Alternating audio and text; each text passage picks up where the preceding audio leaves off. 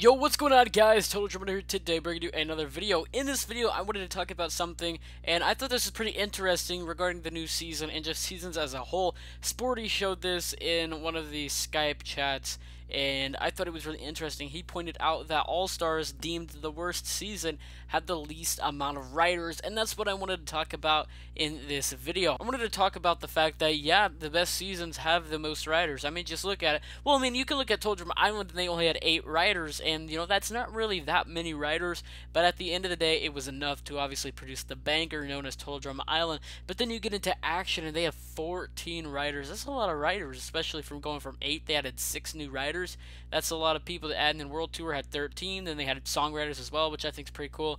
And then you go over to Revenge. They had 6. All Stars only has 4. Pocketteo gains 1 more. And the Redonkulous Race has 8. So that leads to the million-dollar question as to, was All Stars writing not as good as the other seasons purely because of the fact that there were only 4 writers?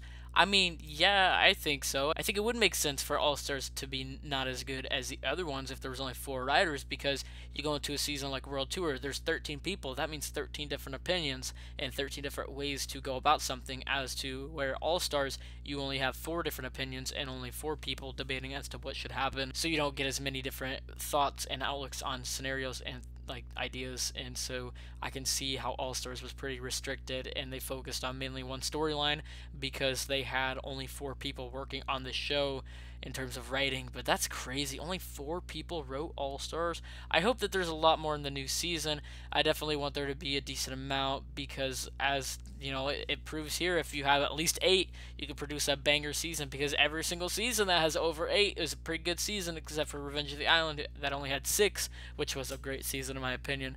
But yeah, that's really all I wanted to talk about in this video. I just wanted to point this out. I thought this was pretty cool, and yeah, that's really all I have for you guys. So please like the video if you did enjoy. Comment down below what you think of the video, and also comment down below, do you think the amount of writers affects how good the season is? I think so. I mean, it just makes sense to me, but again, I thought this was interesting, so I wanted to share it with you guys. So let me know what you think in the comments down below, and if you haven't already, please subscribe. I hope you guys have yourselves a fantastic day, week, and life. Thank you so much for watching this video. Peace out.